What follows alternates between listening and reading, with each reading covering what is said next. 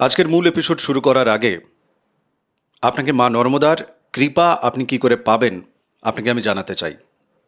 আপনি যদি প্রতিদিন ত্রিকাল এই নর্মদাষ্টকম পাঠ করেন, আপনি মায়ের কৃপা পাবেনই পাবেন।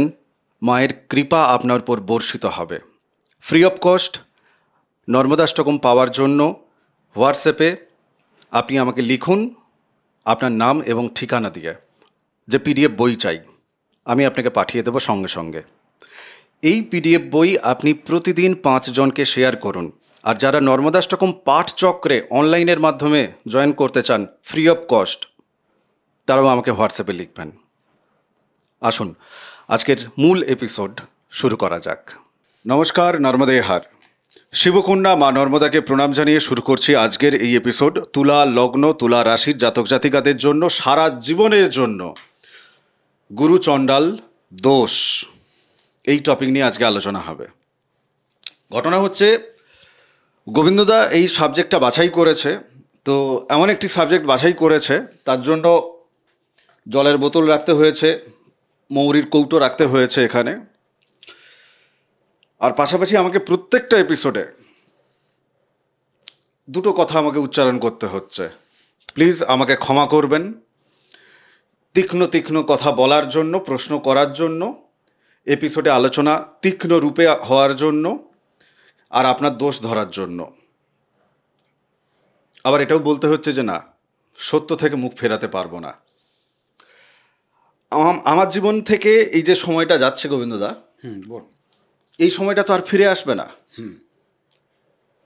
তো আমি যখন পরে বসে এই এপিসোডটা দেখব, আমি তখন এটা এই ভেবে দেখতে চাই না যে আমি ওই সময় যে সত্যগুলো বলা দরকার ছিল, কয়েক হাজার লাখ মানুষ দেখবে এপিসোড, তাদেরকে সেই সত্যগুলো বলিনি। সেই জায়গাগুলোতে বোধ জাগানো দরকার ছিল, আমি সেইটা বলিনি। এই দৃষ্টিতে আমি নিজেকে দেখতে পারবো না। তো সেই কারণে আমি ক্ষমাও চাইছি, বাট সত্যি আলোচনা করব। হতে পারে জ্ঞানের জায়গা থেকে কিছু কমতি থেকে যাবে, বাট আসবে তো চাঁচা ছোলা ভাবে। অন্যান্য এপিসোডগুলোতে গুরুচণ্ডাল দোষ কিভাবে তৈরি হচ্ছে তার ডেফিনেশন আলোচনা করা আছে। এখানে একটু ছোট্ট করে দাও, দেন পরের আলোচনায় যাচ্ছি আমরা। আচ্ছা, প্রথমে মা নর্মদাকে, ভোলে বাবাকে প্রণাম জানাই। বেশ, শুরু করি। হ্যাঁ, প্রথমে একটা কথা বলেছিলে গোবিন্দদা পছন্দ করেছে। তো গোবিন্দদা কেন পছন্দ করেছে সেটা আগে দর্শকদের জানার প্রয়োজন আছে। আমরা মূলত কয়েকটি স্তম্ভের ওপর দাঁড়িয়ে জীবনটাকে পরিচালনা করি। প্রথম স্তম্ভ হচ্ছে আমাদের শিক্ষা, দ্বিতীয় হচ্ছে আমাদের ক্যারিয়ার, তৃতীয় হচ্ছে আমাদের পরিবার, দাম্পত্য। আমি 3টে জিনিসকে প্রাধান্য দিয়েই আলোচনাটা করতে বলেছিলাম। কারণ বর্তমান সময়কালে যারা ছাত্রছাত্রী পঠন পাঠন করছেন, তাদের হাতে একটা রাহু এসে পৌঁছে যাওয়ার সুবাদে বেশিরভাগ ছাত্রছাত্রী পঠন পাঠনের ক্ষেত্রে বিমুখ হচ্ছেন বা মনোনিবেশ করতে পারছেন না। সুতরাং এই যোগ যদি থেকে থাকে, এটার আলোচনা হওয়ার প্রয়োজন আছে বলে আমি মনে করেছি। দ্বিতীয়ত, কর্মক্ষেত্রের দিকে তাকান। কর্ম প্রাপ্তি থেকে শুরু করে যে চলছে সমাজে ব্যবস্থা, পাওয়ার পরের যে সমস্যা কর্ম ছাঁটাই, তারপর মনোপযোগী যোগ্যতা অনুসারে কর্ম পাবেন না।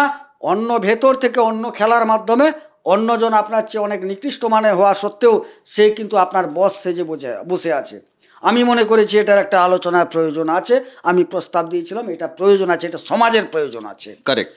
3 নাম্বার আমি প্রস্তাব দিয়েছিলাম এরই ভিত্তিতে, সেটা হচ্ছে এখনকার দিনের দাম্পত্য টিকছে না। বিয়ে করছে, বিয়ে করার পর 1 বছর 2 বছর 6 মাস চলে যাচ্ছে বিয়ে ভেঙে দিয়ে।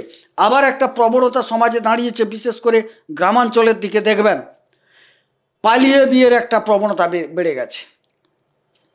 বাবা মা বড় করলো, পঠন পাঠন করিয়ে তাকে যোগ্য করে তুললো, তারপর দেখা গেল বাবা মাকে ফাঁকি দিয়ে, তার অনুমতি না নিয়ে, তাদের পছন্দ অপছন্দকে অস্বীকার করে মেয়েটি পালিয়ে গেল। তার ফলে আমি বদনাম অপমান এগুলো ভাবছি না। দেখা গেল এমন একটা জায়গায় গিয়ে মেয়েটি পৌঁছালো, পরে ফিরে দেখার কোনো জায়গা নেই, সেখানে গিয়ে যেন অগাধ সমুদ্রেই পড়ে গেছে 2 মাস 4 মাস। ওই তারপর দেখা যাবে আবার কেঁদে কেঁদে বাবার বাড়িতে আসছে। এখানেও একটা গুরুচণ্ডালীর ভূমিকা যথেষ্ট আছে। এ তো পুরুষদের জীবনেও আছে, প্রত্যেকের জীবন। তো শুধু মেয়েরা পালাচ্ছে কেন? সাধারণত ছেলেরা পালিয়ে বিয়ে করে না, ছেলেরা নিয়ে যায় বাড়িতে দম থাকে বলে। আমি আবার বলছি, ছেলেরা বিয়ে করে বাড়ি নিয়ে যায় না, এমন এমন ক্ষেত্রেও দেখা গেছে যে বিবাহিত জীবনের শুরুতেই দুই পক্ষের পরিবার মানছে না। হ্যাঁ, ছেলেটি কোথাও একটা কর্ম করে, মেয়েটিও কোথাও একটি কর্ম করে, তারা দুজনে অন্য কোথাও একটা সংসার বাঁধছে, এমনও দেখা যায়। শুধু তো গ্রামকে নিয়ে গ্রামের মানুষ এই আলোচনা দেখবে তা তো নয়, না সবাই দেখবে। এবং আজকের এই আলোচনার শুরুতে তুমি যে কথাগুলো বললে, হ্যাঁ এগুলো তো আমার জানা কথা, জাস্ট আমি আপনাদেরকে জানাচ্ছি এই কারণেই যে কেন আমরা এই ধরনের আলোচনা করছি এবং বিড়ালের গলায় ঘন্টা বাঁধছি। এর থেকে অনেক ভালো ছিল তেল মাখানো, যেটা হচ্ছে বাকি সবাই করছে। যার বৃহস্পতি রাহু আছে সে তো তেল পছন্দ করবে, এবং তাকে যদি আমি একটু প্রজ্ঞাবান ভাষায় দর্শনের ছটা রেখে যদি বাক্য উচ্চারণ করি, তাতে যে স্পন্দন তৈরি হবে, রাহুদেব হ্যাঁ, তেল সহযোগে সেই স্পন্দনটিকে যদি রাহুদেবের চরণে আমি যদি অর্পিত করতে পারি, তাহলে প্রদীপ সাহুর কথা অতি মধুর সুমিষ্ট, লাগবে। হ্যাঁ। মধুর এবং গ্রহণযোগ্য, এবং একমাত্র গ্রহণযোগ্য হবে। হ্যাঁ, ঘটনা হচ্ছে যে প্রথমেই আমি কিন্তু বলতার চাকে ঢিলটা ফেলবো। বৃহস্পতি এবং রাহু লগ্নে বসে গুরু চণ্ডাল দোষ সৃষ্টি করছে। এনার জীবনে কি কি ভালো, ভালো বলছি কেন তুমি জানো, কিছু তো দেবে আলো, আছে যেহেতু বৃহস্পতি। আর কি কি কালো, এতটাই কালো, সেই কালো মায়াযুক্ত কালো রাহু জীবনের কোন কোন প্রেক্ষাপটে একটু আলোকপাত করো, দৃষ্টি দাও। আচ্ছা, প্রথমেই বলে নিই, এই জায়গা থেকে আমরা আগে বিবেচনা করি কি কি সেটা দেখব। অন্যান্য ঘর তো আছেই, এখান থেকে আমরা শরীরটাকে বিবেচনা করি, প্রথমে অভিব্যক্তি বিবেচনা করি, মানুষের কাছে গ্রহণযোগ্যতা আচরণগত দিক থেকে সেটা বিবেচনা করি, আমাদের আত্মা যেটা কি চায় সেটা বিবেচনা করি। এখানে দেখা যাবে এই যে আত্মার চাওয়ার ক্ষেত্রে একটা গুরুচণ্ডাল ভাব থাকবে, কখন কিটা চাইছি সেটার মধ্যে স্থিরতা থাকবে না। এবারে যার প্রভাব বেশি থাকবে, আবার বলছি যার প্রভাব বেশি থাকবে, বৃহস্পতির প্রভাব থাকলে বৃহস্পতির মতো, আর রাহুর প্রভাব বেশি থাকলে রাহুর মতো। যার প্রভাব বেশি থাকবে সে কিন্তু সেই প্রভাবে যাবে, অর্থাৎ লোভ, লালসা, হিংসা, এই যে শরীরীয় বৃত্তি সব, রাহু যদি একটু প্রাবল্য বেশি হয়ে যায় তাহলে সেইগুলোর দিকে দেখবেন আপনাকে টেনে নিয়ে যাবে। আর বৃহস্পতি যদি একটু শক্তিশালী থাকে, রাহুর এই প্রবণতাগুলোকে সে চাপা দেওয়ার চেষ্টা করবে, অর্থাৎ সে গেলেও তাকে ফিরিয়ে আনার চেষ্টা করবে। মানে আপনার মধ্যে দ্বৈত চরিত্র দেখা যাবে। বোঝা গেল? বোঝা গেল। হ্যাঁ, নেক্সট কোশ্চেন রাখতে পারি? হ্যাঁ অবশ্যই। ধরো এই যে তুলা রাশির জাতক জাতিকা যারা, হ্যাঁ, এনাদের পেশাগত জায়গায় যদি দেখা যায়, যেহেতু এরা ব্যালেন্স করতে পারে, তাহলে সেই ব্যালেন্স করতে পারে এই শব্দটা তখন কি এক্ষেত্রে আর প্রযোজ্য নাকি না প্রযোজ্য হচ্ছে না? অ্যাকচুয়ালি এখানে তুলাদণ্ড দেওয়া হয়েছে, তুমি এই তুলাদণ্ডে দুজনকে চাপিয়ে দাও, রাহুকে একদিকে চাপিয়ে দাও, আমি ধরে নিচ্ছি শুক্র এখানে নেই, একদম তাই, রাহুকে একদিকে চাপিয়ে দাও আর বৃহস্পতিকে একদিকে চাপিয়ে দিয়ে পাল্লাটা তুলে দাও। কার দিকটা ভারী আগে দেখতে হবে, এটা কিন্তু তুমি বুঝতে পারবে না, কোনো জ্যোতিষ বুঝতে পারবে যে কার দিকটা ভারী। কি দিয়ে বুঝবে? কারণ ওর বলাবর, ওর ডিগ্রি, ওর যে নক্ষত্রগত অবস্থান, দেখো এখানে 3খানা নক্ষত্র আছে, বৃহস্পতিরও নক্ষত্র আছে, রাহুরও নক্ষত্র আছে, মঙ্গলেরও নক্ষত্র আছে, অর্থাৎ চিত্রা আছে, সাথী আছে, বিশাখা আছে।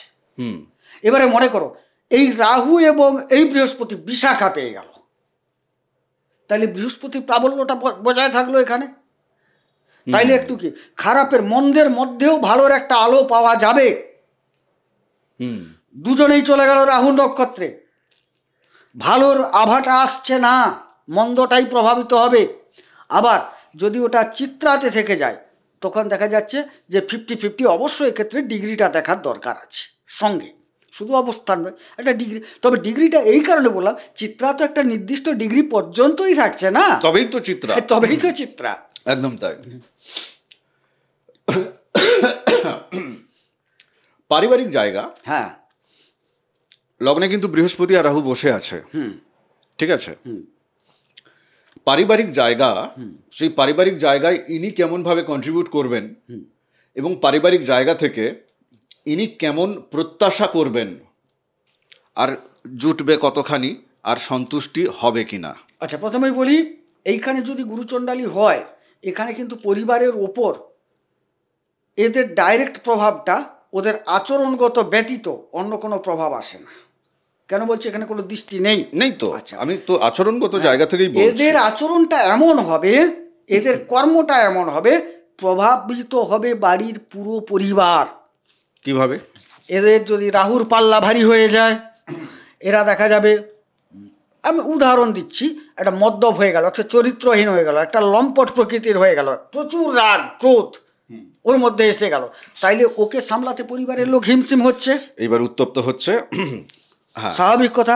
ওকে সামলাতে গিয়ে পরিবারের লোক কিন্তু হিমশিম হচ্ছে, কারণ এর পরিবারকে শনি। আচ্ছা, তুমি একটু একটু ভেতরে যাবে? হ্যাঁ, বলো। একটু ডিপ লেভেলে যাওয়া হ্যাঁ, যাক। বলো বলো, তুমি কোন ডিপটা চাইছো? এর ছোটবেলায় এর বাবা মা এর সাথে ঠিক কেমন করে একে সংস্কার দিয়েছে বা কেমন করে বড় করে তুলেছেন, কেননা মানে দিনের শেষে গালাগালিটা তো বাবা মাকেই জুটবে সারা জীবন ভোর। কার সন্তান, বাবা মার দিকে তীর যাবে। এখন ঘটনা হচ্ছে যে বাবা মা তো সব আমাদেরকে শেখায় না। আমি ধরো এই যে ক্যামেরার সামনে বসে কথা বলছি, তুমি যে ক্যামেরার সামনে বসে কথা বলছো, তোমার বাবা মা শেখায়নি, আমারও বাবা মা কিন্তু এই কথা বলাটাকে শেখায়নি, কিন্তু ভেতরে একটা সংস্কার দিয়েছে। তাহলে ভেতরে একটা সংস্কার আছে, ঠিক কথা, কিন্তু তার উপরও আরো অনেকগুলো পরত কিন্তু আমাদের চড়িয়েছে। একটা জ্যোতিষবিদ্যার পরত চড়েছে, দেন শব্দের একটা পরত চড়েছে, ইত্যাদি ইত্যাদি। তো বাবা মায়ের সাথে এদের ছোটবেলাকার সম্পর্কগুলো বা ব্যবহারগুলো ঠিক কেমন ছিল, আচরণগুলো এই জাতক জাতিকার কেমন ছিল আর কেমন হওয়া উচিত ছিল, কেমন ছিল আর কেমন হওয়া উচিত ছিল, তবে গিয়ে এই গুরুচণ্ডালীর প্রভাবের জন্য সারা জীবন বাবা মাকে কাঁদতে হতো না। আচ্ছা, বলি, উনাদের প্রথমে বলি, মায়ের সাথে উনাদের প্রচণ্ড গরমিল, উনাদের নৈতিক কারণে মা বাধা দেবেন। কারণটা বলছি, উনাদের মাতৃকারক গ্রহ চন্দ্রকে ধরা হচ্ছে, আর মার যে এখানে এই লগ্ন সুবাদে মা, তার জায়গাটা কিন্তু শনি, অর্থাৎ চতুর্থ মকর নিষ্ঠার জায়গা, এটা ঠিক কথা। আর এখানে দেখা যাচ্ছে মাতৃকারক গ্রহ হচ্ছে চন্দ্র, তার মধ্যে একটাই আছে, মার মধ্যে তো ছেলের প্রতি একটা নরম ভাব থাকবেই, কিন্তু শনি যেহেতু আবার চতুর্থ ঘর দেখাচ্ছে, সেক্ষেত্রে তিনি কিছু নিয়মানুবর্তিতা ওনাকে শেখাতে চাইবেন, কিন্তু এর তো নিজস্ব চরিত্র তো গঠন হয়ে গেছে, এটা কিন্তু মেনে নিতে পারবে না, মাতৃবিরোধী ভাব একটা তৈরি করে ফেলবে মনে মনে।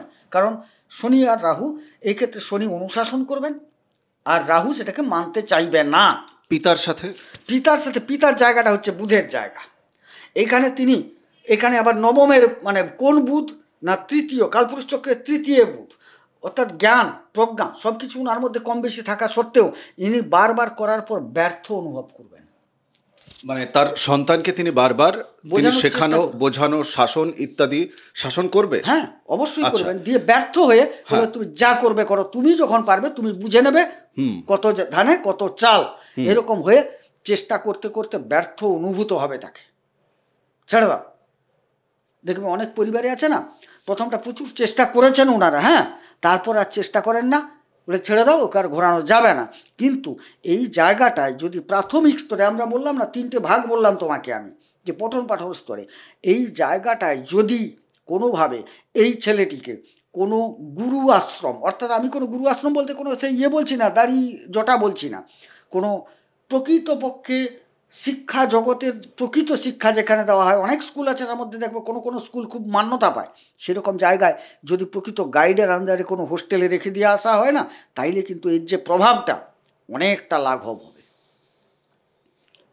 আচ্ছা, বাদবাকি আমি আরেকটা জায়গা তোমাকে এক্ষেত্রে আমি একটু বলবো, যে ধরো পড়াশোনার জায়গার ক্ষেত্রে যখন আমরা আলোচনা করছিলাম, এর আগের কোনো একটা এপিসোডে আমরা আলোচনা করছিলাম, সেখানে তুমি বলছিলে যে হ্যাঁ, পড়াশোনার ক্ষেত্রে ডিস্টার্ব হবে, সেটা মানে স্কুল লেভেল পর্যন্ত হোক বা উচ্চ স্তরের কলেজ লেভেল পর্যন্ত হোক।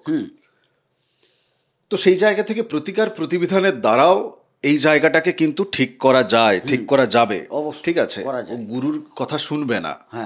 একদিকে গুরু আর একদিকে চণ্ডাল। ঠিক আছে, তো গুরুর যদি কথা শুনতেন তো ওনার পিতামাতা তো সব থেকে বড় গুরু। জীবনের বৃহত্তম একটা অংশ যখন মানে বিছানায় পায়খানা চলছে, বিছানায় পেচ্ছাপ চলছে, তখন থেকে যদি পিতামাতার কথাকে যদি উনি অমান্য করেন তো তাহলে ওনাকে আর কে জীবনে শেখাবে?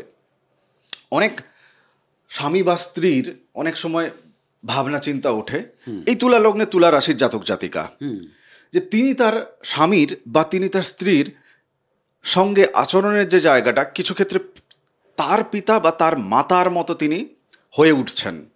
আচ্ছা, কার পিতা কার মাতার মতো একটু বুঝে নিতে হবে, নইলে জড়িয়ে যাবে বিষয়টা। ধরো আমি তুলা লগ্নের জাতক জাতিকা, আমি ধরো একটা ছেলে তুলা লগ্নের, তুমি আমার হাজব্যান্ড, আমি তোমার যে মা, আমি যদি জাতিকা হই, আমি তোমার মায়ের মতো করে যেন হয়ে উঠতে চাইছি, আর তুমি ভয়ঙ্কর রকম ভাবে কিন্তু মিল পাচ্ছ। ঠিক আছে, তো আমি যেন তোমার মায়ের মতো হয়ে উঠতে চাইছি, অথচ আমার এই লগ্নেই কিন্তু বৃহস্পতি এবং রাহু বসে আছে। এই জিনিসটা কেন ঘটে? ওনার প্রথমে দেখতে হবে ওনার পত্নীর জায়গা বা পতির জায়গাটা কি।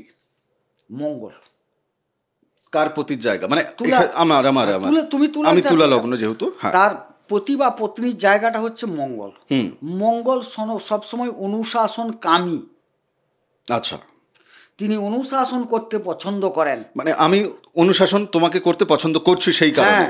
অনুশাসন করতে পছন্দ করেন। মঙ্গল সেনাপতি, তো সেনাপতি কি করে? নির্দেশ দেয়। তো একদম তাই, যুদ্ধ করে আর নির্দেশ দেয় পরিচালনা। সেই ক্ষেত্রে তিনি তাকে পরিচালনা করতে চান।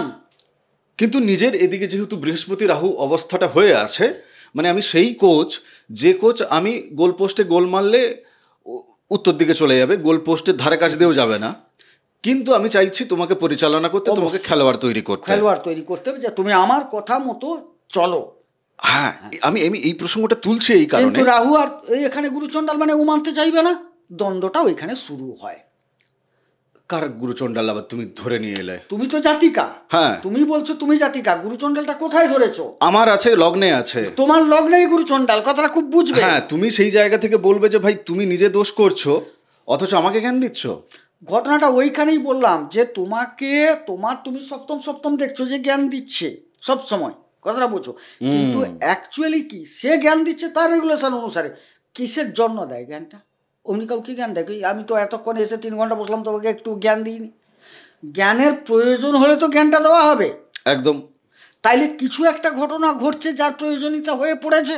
সেটাও ঠিক কথা। কিন্তু ধরো আমি নিজে কোনো একটা জায়গায় ভুল করেছি, বা আমার নিজের দেখতে পাচ্ছি যে হ্যাঁ আমার ভুল আছে, ঠিক কথা, কিন্তু তা বলে আমি তো চাইবো যে আমার সামনের যে মানুষটি, সে আমার পিতা হোক, সে আমার মা হোক, সে আমার স্ত্রী হোক, কন্যা হোক, ভাই হোক, বোন হোক, প্রতিবেশী হোক, যাকে আমি ভালোবাসি, আমি তো চাইবো না যে সে ওই একই ভুলটা সে করে।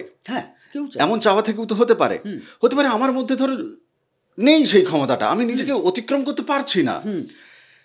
কিন্তু এই যে স্বামী স্ত্রী সম্পর্ক বলো, ভাই বোনেদের সম্পর্ক বলো, তখন যদিও ঘর চেঞ্জ হয়ে যাচ্ছে, সপ্তমে আর থাকছে না, তৃতীয় চলে আসছে, আমি পুরো কাহিনীটা বলছি যে কেউ জানো না, তাকে যদি কেউ ভুল ধরে, সে বলবো তুমি কি পুরো ঠিক, তাহলে তোমার ভুল ধরার ক্ষমতা আছে। অথচ ভালো করে শোনো জিনিসটা, অথচ অভিজ্ঞতা সবাই জানতে চায় যে শোনো, তুমি তো ওইভাবে সফল হয়েছো প্রদীপ, তুমি তো ইউটিউব চ্যানেল বানিয়েছো, তো তুমি কিভাবে সফল হয়েছো আমাকে একটু বলো তো। তখন কিন্তু সে আমাকে বলছে না যে প্রদীপ আর তো 10টা দিক তোমার ভুল আছে, তাই তোমার কাছ থেকে আমি ইউটিউবে কি করে সফল হওয়া যায় আমি জ্ঞানটা নেব না। বাট বোঝাতে পারছি জিনিসটা? তো ত্রুটি মুক্ত কেউ নয় এই পৃথিবীতে, একদম ত্রুটি মুক্ত কেউ। আমরা রোগীকে ঘৃণা করছি না, আমরা বলছি এই ঘটনা, এই প্রকাশ আপনার জীবনে ঘটছে, যেটা গোবিন্দদা আপনাদেরকে জানাচ্ছে। আপনারা হোয়াটসঅ্যাপে যোগাযোগ করুন, রোগ সারিয়ে নিন, মেডিসিন নিয়ে নিন, গল্প খতম, নতুনভাবে জীবনযাপন করুন। একটা কথা ভাই, আমরা যতই চিৎকার করি আপনি করছেন, আমরা তো বলি এটা ঠিক, কিন্তু আপনি করছেন না, আপনাকে করানো হচ্ছে, মানে আপনার ভেতরে যে জন্ম বৃহস্পতি ছক, রাহু, ঠিক জন্ম ছক, সেটা এই উপাদানটা তো আপনি নিয়ে এসছেন, ঠিক। সেটার প্রকাশ ঘটছে মাত্র। সেই উপাদানগুলোকে একটু চাপা দেওয়ার চেষ্টা করুন। আচ্ছা চলো এক এক করে এক লাইন করে জানবো, 12টা ঘরেই জানবো, ঠিক আছে? আর 11টা ঘর বাকি আছে। কোনো ব্যাখ্যা দিও না, জাস্ট এক লাইন করে ফলাফল বলে শেষের একটু র্যান্ডামলি চলে যাই। ধরো দ্বিতীয় বৃহস্পতি রাহু বসে আছে, অর্থনৈতিক সঞ্চয়ের জায়গায় কি ফল দেবে? না, ভালো দেবে না, উত্থান পতন ঘটবে, কখনো ভালো কখনো মন্দ, কখনো ভালো কখনো মন্দ চলবে। কথাবার্তার জায়গা, কথাবার্তা দেখো, কথাবার্তা না, এখানে থার্ড হাউসটা আচ্ছা দ্বিতীয় ধরছ, হ্যাঁ, কথাবার্তার ক্ষেত্রে কখনো কখনো উচ্চবাচ্য, কখনো কখনো ভালো আসবে। কেন জানো? এটা ছোট্ট করে বলি না, যখন বৃহস্পতির প্রকোপটা চলে আসবে না, এই যে দশাটা চলে আসবে, শোনো, এখানে ভাবতে হবে এই গুরুচণ্ডালিতে শুধু দশা অন্তর্দশা ভাবলে হবে না। গুরুচণ্ডাল হচ্ছে চটকা, ব্যাপারটা এরকম ধাক করে। আচ্ছা, সেই জন্য এখানে দশা অন্তর্দশা নয়, প্রত্যন্ত দশা, সূক্ষ্ম দশা, প্রাণ দশা পর্যন্ত ঠেলো, সেকেন্ডে ঘটে যাবে। তোমাকে এক্ষুনি বলছে, একটা উদাহরণ দিচ্ছি, হ্যাঁ প্রদীপদা ভালো আছেন তো? হ্যাঁ, এবারে তুমি তাকে বলছো হ্যাঁ গোবিন্দদা ভালো আছি, বা তাকে এরকম বললো তুই কেমন আছিস রে, তার ফট করে সেটা লেগে গেল, সে আমাকে তুই বলে ফেললো। হ্যাঁ, এই যে ধাক্কাটা, অথচ তুই জুনিয়র, তুই বলবেই, কিন্তু এই যে আমাকে তুই বলে ফেললো, রাং করে লেগে গেল, ব্যাপারটা এইরকম, মানে চটকা। আচ্ছা আচ্ছা আচ্ছা, মানে সামান্যতে অসামান্য রিয়াকশন তৈরি হচ্ছে। সাধারণ কথায় কিছু কিছু লোক আছে, সাধারণ কথায় রিয়াক্টটা প্রচুর করে, মানে বাজে ভাষা ইউজ করে, বাজে ভাষা ইউজ করে কথায় কথায়, তাদের দেখবে দ্বিতীয় ওই গুরুচণ্ডাল যোগ আছে, দ্বিতীয় গুরুচণ্ডাল যোগ আছে। আচ্ছা, ধরো তুলা লগ্নের বা তুলা রাশির কোনো জাতক জাতিকা, তার ষষ্ঠ ঘরে তার বৃহস্পতি রাহু গুরুচণ্ডাল দোষ তৈরি করেছে, শত্রু এনার থেকে কত হাত দূরে থাকা দরকার, বা শত্রু থেকে এনাকে নিজেকে কত হাত দূরে থাকা দরকার? একদম আমি বলবো এই জায়গায়, কারণ কি জানো, কোথাও কোথাও মুখ লাগাতে নেই, একটা ভাষা আছে। ষষ্ঠ স্থলটা হচ্ছে কার বলতো, বৃহস্পতির জায়গা, একটু মান সম্মান এগুলোর তো ব্যাপার থাকে। আমি বলবো আপনি দূরে থাকুন। আপনি মানে যিনি এই গুরুচণ্ডাল যারা এসছে, আচ্ছা আচ্ছা, তুলা লগ্নে বা তুলা রাশি যারা দেখছেন এই মুহূর্তে, আপনি দূরে থাকুন। মান সম্মান নিয়ে টানাটানি করে দেবে। আপনি ভাবছেন আপনার মধ্যে তো গুরুচণ্ডাল, এটা রাগ কাজ করবে, আপনার মধ্যে রাগ কাজ করবে, রাগ নয় বিভৎস প্ল্যানিং কাজ করবে, রাগ ক্রোধ বিভিন্ন প্ল্যানিং কাজ করবে, খারাপ ওটা। এবং আপনি যদি ওই জায়গাগুলো থেকে একটু বিরত থাকার চেষ্টা করেন না, অনেকটা ভালো। না হলে কিন্তু জড়িয়ে যেতে যেতে আইনের জাল পর্যন্ত চলে যাবেন, এমনকি মারামারি হতে হতে সবাই ঠিকঠাক আছে, আপনি হসপিটালে ভর্তি আছেন। আচ্ছা, দশমের জায়গায় গুরুচণ্ডাল দোষ হয়েছে, কি ফলাফল পাবেন? দশমে গুরুচণ্ডাল যোগ হলে প্রথমত উনাদের উন্নতি, কর্মস্থলে উন্নতি আটকাবে, কর্মপ্রাপ্তিতে বাধা দেবে। কথাটা, যাদের কর্মপ্রাপ্তি কোনো কারণে ঘটে গেছে, অন্যান্য শুভগ্রহের কারণে দেখা যাচ্ছে প্রমোশন পাচ্ছে না, মতো জায়গায় ট্রান্সফার হতে চাইছে, আমি একটু বাড়ির কাছে যাবো, একটা উদাহরণ দিচ্ছি, কোনো মতে আসছে না, মানে ওদের বস ওকে পারমিট করবে না, প্রমোশনের ক্ষেত্রে হোক, ট্রান্সফারের ক্ষেত্রে হোক, বা যে কোনো উন্নতির ক্ষেত্রে হোক, ওখানে বসের দ্বারা, দেখো বসের দ্বারা তারা বারবার আঘাতপ্রাপ্ত হবে, মনোপযোগী বস পাবে না না। আচ্ছা, তুলা লগ্নের তুলা রাশির যে সমস্ত জাতক এবং জাতিকা তারা সন্তান ধারণের ক্ষেত্রে দেখছেন, তারা কোনো না কোনো জ্যোতিষীর কাছে গেছিলেন। এই বৃহস্পতি এবং রাহু হয় তাদের লগ্নে বসে আছে, নয় তাদের পঞ্চমে বসে আছে। ক্লিয়ার? আমি আর প্রেমের জায়গা চটকাতে যাচ্ছি না, ও বহু প্রেম ইত্যাদি ইত্যাদি আছে। শুধু সন্তানের জায়গা থেকে বলো যে এদের সন্তান, এরা সুস্থ স্বাভাবিক সন্তান প্রতিকার নিলে কি প্রাপ্তি করবে? দুজনের জন্মছক দেখে মিলিয়ে স্বামী স্ত্রী, হ্যাঁ অবশ্যই দুজনের দেখতে হবে, প্রতিকার দিয়ে কি সেটা দেওয়া যাবে? হ্যাঁ দেওয়া যাবে, কারণ ষষ্ঠপতি হয়ে বৃহস্পতি গুরুচণ্ডালে আবদ্ধ হয়েছে পঞ্চমে, ঠিক কথা, তিনি ষষ্ঠ থেকে এসছেন, তো রোগ টোগগুলো নিয়ে এসছেন, কিন্তু এখানে গুরুদেব নিজে, কথাটা বুঝলে? কারণ রাহুর তো কোনো নিজের ঘর নেই, গুরুদেব তো সোজা নিয়ে আসছেন। এবারে আপনাকে কি করছে, ভ্রমিত করছে রাহু, মানে ওটা চিকিৎসার জন্য সিস্ট দিচ্ছে, বিভিন্ন গাইনোকোলজিক্যাল প্রবলেম দিচ্ছে পুরুষদের ক্ষেত্রে, বিভিন্ন রকম খুঁজতে যখন যাবে অনেক রকম বেরিয়ে পড়ছে, অনেক পাওয়া যাচ্ছে। ঠিক, সেখানে কি হয় দেখুন, জ্যোতিষ কোনো ডাক্তার নয়, পরিষ্কার বলা ভালো। এই যে ভ্রমিত হয়ে যাচ্ছে না, সেই ভ্রমিতটা যখন মোচন করে দেবে প্রতিকার দিয়ে, তখন সে সুনির্দিষ্ট চিকিৎসকের সন্ধান এবং সুনির্দিষ্ট একটা চিকিৎসা পাবে, মেডিসিনের দ্বারাই সেটা হয়ে যাবে। যাবে। Thank you. ওটা তোমার জন্য ট্র্যাপ ছিল, যদি তুমি পুরোটা না ঠিক আছে, বুঝে গেছে। দ্বাদশে বৃহস্পতি রাহু গুরুচণ্ডাল হ্যাঁ কি দেবে? হ্যাঁ, এটা তো আবার কত কন্যা। দিকে কি কি ভাবে এনার মহিমা না, প্রকাশিত ও হবে? মহিমা প্রচুর প্রকাশ পাবে। দেখো, এরা কোনো কোনো সময় ভান করবে খুব আধ্যাত্মিকতার, একটু পরে যখন ভাটিখানার ডাকটা হেলো, ফোনটা চলে এলো, লাভ মেরে বেরিয়ে চলে যাবে ওই কোথাকার ডাক? ভাটিখানা থেকে। আচ্ছা আচ্ছা আচ্ছা। কোনো কারণ দেখাচ্ছে একটু বাবা বা তাড়নায়, হ্যাঁ বসছে একটা ভালো কাজে, খালি হ্যালো টিউনিংটা বেজে উঠলে না, দেখবে সব কাজ ফেলে দিয়েও দৌড়ে যাবে ওখানে। ওখানে গিয়ে দেখা গেল কিছুক্ষণ পরে একটা ফোন এলো বাড়িতে, ফোনটা এলো আপনার ছেলেকে না থানায় তুলে নিয়ে গেছে, কাকু আপনার ছেলেকে থানায় তুলে নিয়ে গেছে, হয়েছে। কিংবা আরেকটা ফোন আসতে পারে যে কাকু মদন কিন্তু ওই নালার কাছে পড়ে আছে, মনে হয় রক্ত বেরাচ্ছে, আপনি একটু আসুন। মানে দ্বাদশে হওয়া মানে রাহুর প্রবণতায় ওরা জেলখানাও যেতে পারে, হাসপাতালও যেতে পারে।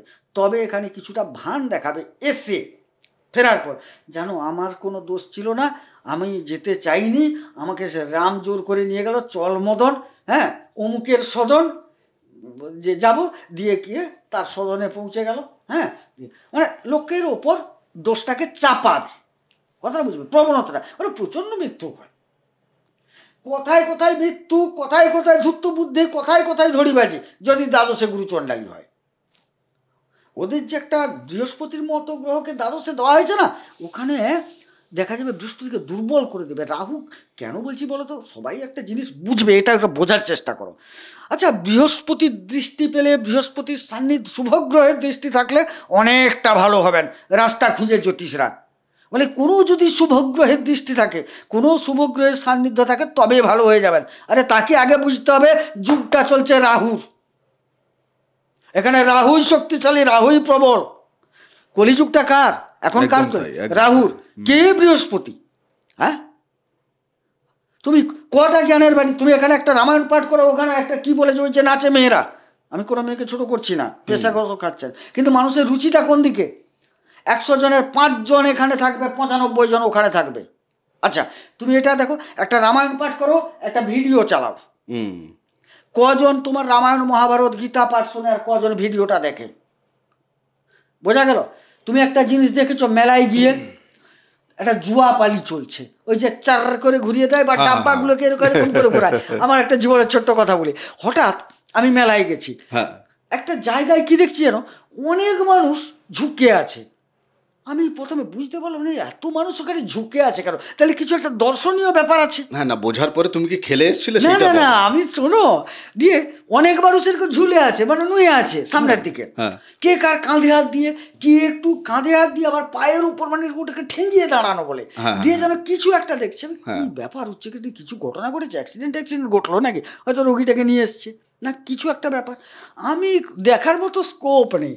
অনেকক্ষণ বাদে আমার ইচ্ছেটা জাগলো, একটু নুয়ে টুয়ে যখন দেখার চেষ্টা করলাম না, সেই একটা চামড়ার কি একটা বড় গোল মতো রেখেছে, সেখানে এইরকম গুটি রেখে এরকম করে নাড়াচ্ছে, দিয়ে ঘপ করে উল্টে দিচ্ছে, তারপর দেখি গাদা গাদা টাকা পড়ছে।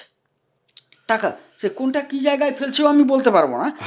তারপর কিছুজন নিচ্ছে, কিছুজন আবার নিচ্ছে না, মানে দিচ্ছে না, তারা কিছুজনকে দিচ্ছে, কিছুজনকে দিচ্ছে না। আমি দেখলাম আচ্ছা এটা তাইলে তো মূল জুয়া, আমি বুঝে গেছি তখন এটা জুয়া। আমি তাইলে এই জুয়াটায় মিনিমাম একটা পালি, ওখানে অনেকগুলো পালি পড়েছে, পরে বুঝলাম, তাইলে মিনিমাম জড়িয়ে আছে কত জানো, তোমায় কমপক্ষে বলি 70 জন মতো।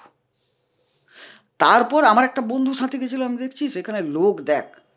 আচ্ছা, না আমার লাস্ট প্রশ্ন, যাদের ধরো এই বৃহস্পতি রাহু থাকে, যেখানে খুশি যদি থাকে, এদের এই জুয়া বলো বা এই ধরনের যে লটারি কাটা বলো, এদিক থেকে কি কোনো ফলটল পায়? গুরুচণ্ডালী থাকলে পাবে না, কেবলমাত্র রাহু যদি কোথাও থাকে নির্দিষ্ট জায়গায়, সেটা গুরুচণ্ডালীর জন্য লটারি পাবে, এটা বলবো না। আচ্ছা, পাবে না তো? না। যাই হোক, আজকের এপিসোডে আমার এখন ক্ষমা চাওয়ার পালা, কেননা তুমি যা যা কিছু বলেছো আমাকে পরিষ্কার করার জন্য ক্ষমা চাইতে হবে।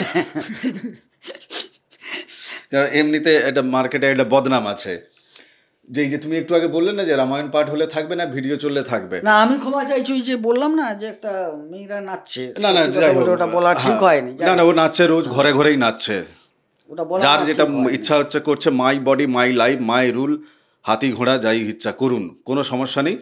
তো ঠিক আছে, আমিও আমার ইচ্ছে মতো এই গুরুচণ্ডালী নিয়ে তোমার সাথে তালে পড়ে করছি, তো এই কথাগুলো বলতে হয়েছে। যাই হোক, আই এম সরি, গোবিন্দদার পক্ষ থেকেও সরি। না, আমি তো চেয়েই নিলাম ভাই।